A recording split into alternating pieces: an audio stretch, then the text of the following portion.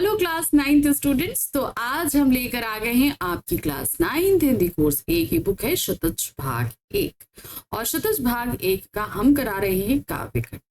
और काव्यखंड में भी आज हम जिस अध्याय पे हैं ये हमारी काव्यखंड के ही नहीं पुस्तक का भी सेकंड लास्ट अध्याय, यानी कि इसके बाद सिर्फ एक अध्याय रह जाता है। और आज का अध्याय है मेघाय।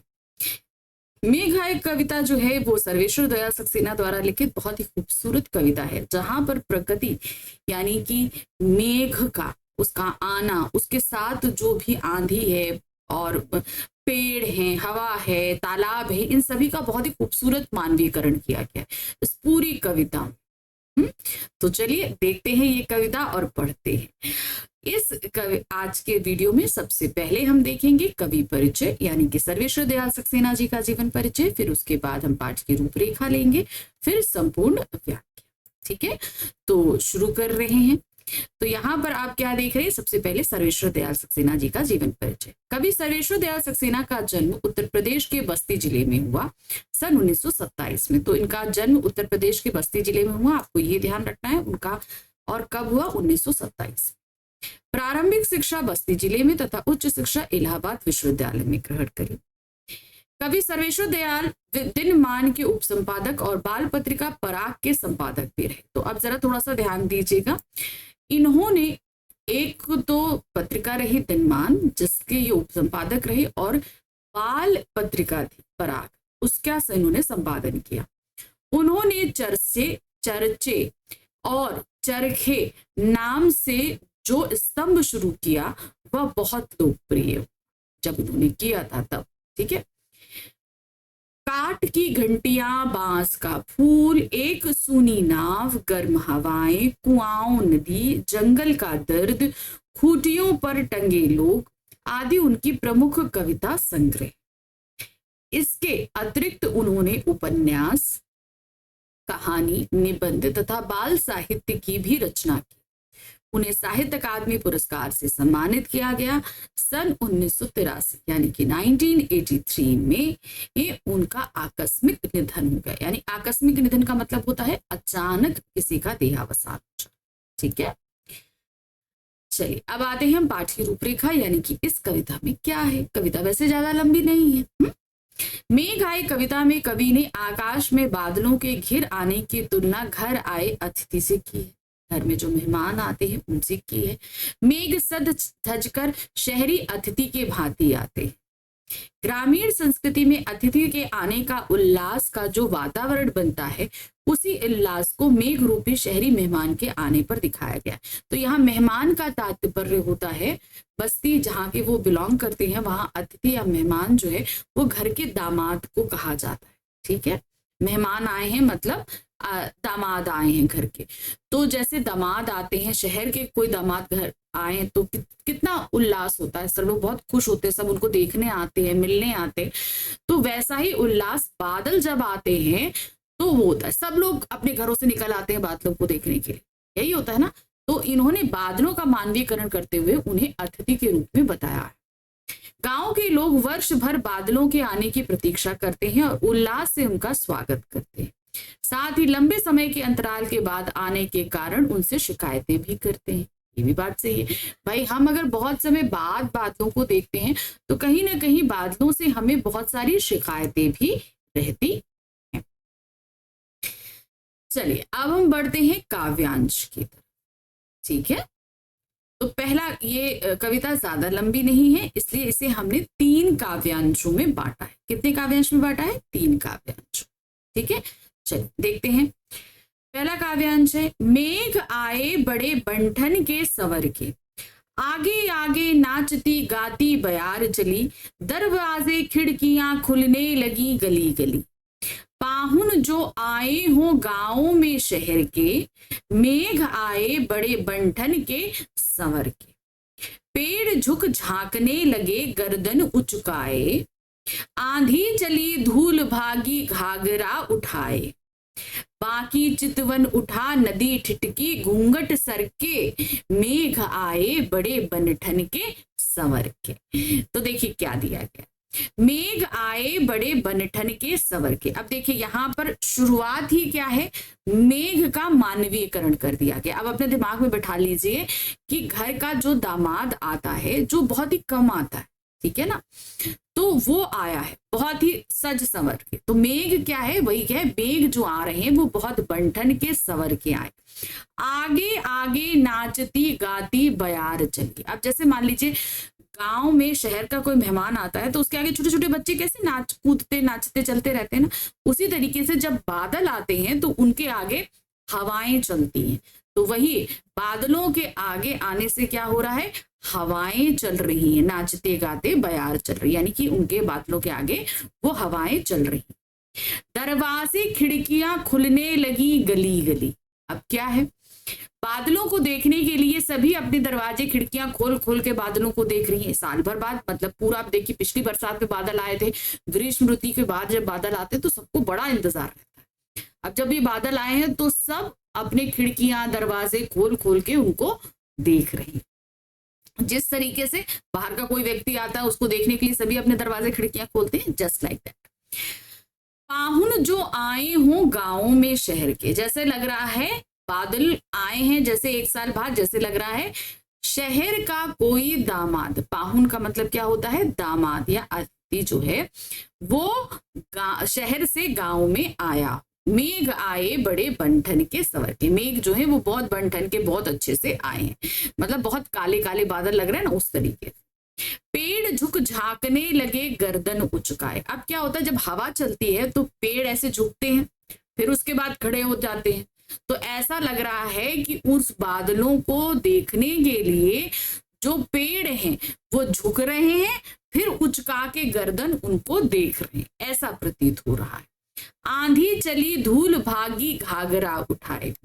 तो अब क्या, जब हवा चल रही है, अब उससे पहले आंधी चलती है, तो आंधी चलने से क्या होता है ना, देखो इस तरीके से बवंडर बनते हैं, ऐसे गोल गोल हवा चलती है ना, तो जैसे लग रहा है कि कोई युवती अपना घाघरा उठाकर भाग रही है, ऐसा प्रतीत हो रही है।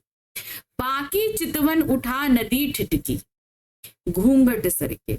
अब क्या है, इनको देखने के लिए सभी लोग जो हैं, अब खास तौर से नदी जो है वो ठिठक कर और थोड़ा सा घूंघट उठाकर उसको देख रही। क्या होता है कि जब हवा चलती है तो नदी का पानी भी एक तरफ को धकेलता है, तो वही हो रहा है। बाकी चितवन, नदी ठिठक रही है और जैसा लग रहा है कि वो अपना घूंघट हल्का सा सरका के वो इनको देख रही है। किसको, जो मेहमान आए हुए हैं। मेघ आए बड़े बनठन के सवर के। अब देखिए इसका हम भावार्थ देखेंगे। प्रस्तुत पंक्तियों में कवि बादलों की तुलना शहरी अतिथि मेहमान से कर रहा है। जिस प्रकार अतिथि सज धज कर आते हैं, उसी प्रकार बादल भी अलग अलग रंग रूप में सज धज कर आते दिखाई दे रहे, कहीं सफेद कहीं काले, इस तरीके से आ रहे हैं। जिस प्रकार लोग अतिथि के आने से खुश दिखाई देते हैं, ठीक उसी प्रकार बादलों के आने पर भी खुश दिखाई दे रहे हैं। क्योंकि भाई देखिए बादल पूरे एक साल बाद आ रहे हैं, ये समझिएगा, एक साल बाद आ रहे हैं। उनके साथ श्रृंगार रूप में हवा भी आती है, जिसमें घरों की खिड़कियां दरवाजे खुल जाते हैं, जैसे सभी घर आए अतिथि का स्वागत करने के लिए तैयार। कहने का तात्पर्य यह है कि वर्षा ऋतु के काले बादल घिर आए हैं, हवा भी मस्ती से चलने लगी है। लोगों ने वर्षा की प्रतीक्षा में अपने घर के दरवाजे और खिड़कियां खोल दिए हैं, सभी बादलों के बरसने का इंतजार कर रहे हैं। क्योंकि भाई सभी लोग अभी तक बहुत ज्यादा गर्मी से परेशान हो चुके हैं, तो वो इंतजार कर रहे हैं। बादल आ गए हैं जानकर पेड़ कभी झुककर कभी ऊपर की तरफ उचक कर देखने का प्रयास करते हैं। तेज हवा से वृक्ष झुक जाते हैं तो कभी तेज हवा से झोंके से डालियों को ऊपर उठा ले जाते, तो कभी झुकते हैं कभी उठते, तो जैसे लगता है वो झुक कर उनको प्रणाम कर रहे हैं और उचक कर देख रहे हैं। धीरे धीरे मंद हवा आंधी का रूप धारण कर लेती है, जिसे देखकर लगता है जैसे ग्रामीण स्त्रियां अपना घाघरा संभाल कर घर की ओर भागी जा रही। नदी तिरछी नजरों से देखती हुई ठिठक जाती है, जैसे कोई गांव की स्त्री तिरछी नजर से मेहमान को देखती है, जिससे उसका घूंघट सरक जाता है। कहने का तात्पर्य यह है कि मेघ आकाश में सुशोभित है, हवा के कारण पेड़ नीचे को झुक गए हैं, धूल भरी आंधी चल रही है। ऐसे समय में नदी का मोड़ बड़ा सुहावना लगता चलिए काव्यांश संख्या 2 है, देखिए। बूढ़े पीपल ने आगे बढ़कर जुहार की, बरस बाद सुध लीनी, बोली अकुलाई लता ओट हो की वार की। हर्ष आया ताल लाया पानी परात भर के, मेघ आए बड़े बनठन के सवर के। अब जो है ना, घर गांव के बाहर पीपल का पेड़ होता है। क्या होता है? पीपल का पेड़ होता है। तो जब बादल आएंगे तो सबसे पहले उनका स्वागत कौन करेगा? वो बूढ़ा पीपल ही करेगा। तो उसी तरीके से घर में मेहमान आते हैं तो घर के जो बड़े बुजुर्ग होते हैं वो सबसे पहले उनसे मिलते हैं। तो वही हुआ कि यहाँ पर बूढ़ा पीपल जो है उसने आगे बढ़कर बादलों का स्वागत किया, जिस तरीके से घर में आए मेहमान का स्वागत किन्हीं बड़े बुजुर्गों द्वारा किया जाता है। अब बोली अकुलाई लता ओट हो की वार की। अब यहाँ पर जो दामाद आया है साल भर बाद, उसकी पत्नी यहाँ पर है ना, तो वो जो है ना सरमा, वो उसको क्या बताया गया है? लता बताया गया है। लता क्या होता है? खिड़की दरवाजे होते हैं, खिड़की दरवाजों के किनारे से ही ये लताएं जाती हैं। लताएं मतलब जो जैसे सेम की, लौकी की, इन सब की लताएं जाती हैं। तो वो इन दीवारों मतलब खिड़की दरवाजों के किनारे किनारे से जाती है। तो वो उसी तरीके से किनारे से जा रही थी। तो अब उस लता को क्या बताया गया है? उनकी प्रियतमा, यानी कि बादलों की प्रियतमा बताया गया। अब वो प्रियतमा क्या कह रही है कि तुमको 1 बरस बाद मेरी याद आई है, 1 बरस बाद तुम मुझसे मिलने के लिए आए हो। बोली अकुलाई लता ओट हो की वार की, यानी कि किवार में हल्का सा छुप कर शर्माते हुए, क्योंकि वो सभी बड़ों के साथ बैठे हुए हैं, तो इसलिए वो शर्मा कर जो है वो बादलों से कह रही है कि साल भर बाद तुमने मेरी सुध ली है। अब इसके बाद क्या हुआ? अब ताल को घर का लड़का बताया गया कि जो हर्ष आया ताल, अब घर के दामाद आए हैं तो लड़का जो है घर का वो बहुत प्रसन्न है, वो बहुत खुश होकर ताल जो है ताल में पानी भर कर लाया है। अब क्या होता है? बादलों के आने से तालाब जो है वो बहुत खुश हो गया है। जो गांव का तालाब होता है वो बहुत खुश हो जाता है, क्योंकि भाई अभी तक गर्मी में उसका जलस्तर खत्म हो चुका है, एक तरीके से बहुत डाउन हो जाता है। तो अब उसे ये लग रहा है कि भाई अब बादल आ गए हैं, मेरा जो तालाब का पानी है वो भर जाएगा, इसलिए वो तालाब खुश है। तो ये चीज जो एक परंपरा भी है कि घर के मेहमान आते हैं तो परात में उनके पैरों को धुलाया जाता है, ये बहुत पुरानी परंपरा है। तो उस परंपरा के नाते बताया गया है, क्योंकि तालाब गोल होता है और परात भी गोल होती है। तो उसी गोल परात में जो है घर का लड़का अर्थात ताल जो है वो मेहमान के पैर धुलाने के लिए पानी भरकर लाया है, वो बहुत खुश है। यानी कि क्या है? वो बादलों के आने से बहुत खुश है, क्योंकि उसका पानी जो है वो अब भर जाएगा। मेघ आए बड़े बंठन के सवर के। प्रस्तुत पंक्तियों में कवि कहता है, तेज हवा और बादलों के आने पर मनुष्य ही नहीं पेड़ पौधे भी उनका झूम झूम कर स्वागत करते हैं। हवा और बारिश के वेग से पीपल का बूढ़ा पेड़ भी विशालकाय होता है, झूमता प्रतीत होता है। ऐसा लगता है मानो वह झुककर तथा नमस्कार करते हुए मेहमान रूपी बादलों को कह रहा हो, आपका स्वागत है। नारियल रूपी लता, नायिका रूपी लता बादल रूपी मेहमान को शर्माते लजाते हुए दरवाजे से पीछे छुप कर स्वागत करती हुई उनसे कह रही है कि आपने हमें 1 साल बाद याद किया। लता फिर अपनी प्रसन्नता प्रकट करने लगती है।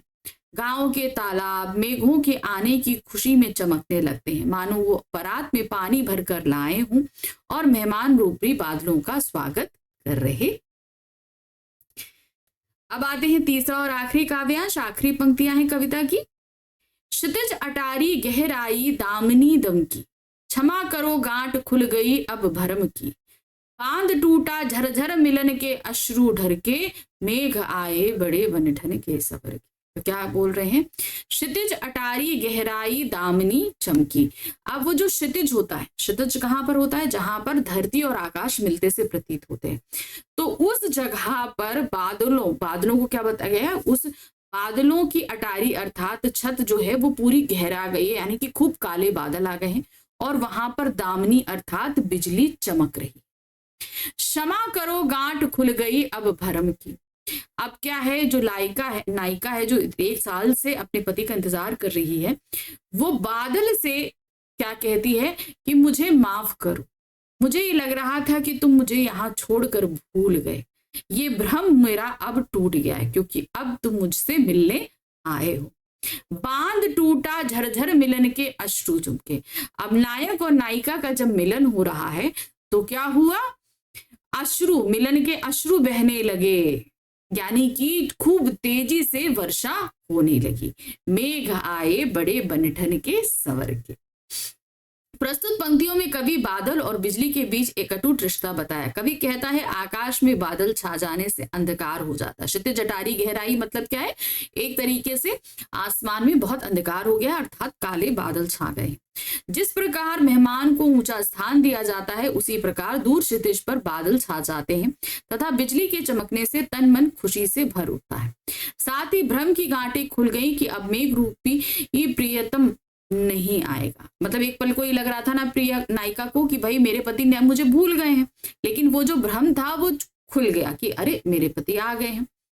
की बात सुनकर बादलों का सब्र का बांध टूट गया और वर्षा रिपुई आंसू बूंदों के रूप में निकल पड़े। आकाश में दूर तक बादलों में जमघट लगा है, अब वे बरस रहे। इस प्रकार बादल सज संवर कर आकाश में छा गए। आश्चर्य है कि आकाश में दूर तक बादल ही बादल छाए हुए हैं और अब लगातार वर्षा हो रही। तो ये थी कविता हमारी प्यारी सी, मेघ आए बड़े बंठन के संवर के। तो ये कविता तो हमने यहाँ समाप्त कर दी, लेकिन अब हम मिलेंगे अपनी अगली कविता में, जो कविता हमारे सामने बहुत बड़े एक सवाल को लेकर आई कि आखिर बच्चे काम पर क्यों जा रहे हैं। ठीक है, तो ये कविता लेकर हम अगले वीडियो में उपस्थित होंगे, लेकिन उससे पहले फटाफट चैनल को लाइक सब्सक्राइब शेयर कीजिए ताकि हम आपके लिए और भी आगे बहुत अच्छे अच्छे वीडियोस लेकर आते रहे। ठीक है, मिलेंगे अगली बार। Thank you for watching, bye bye.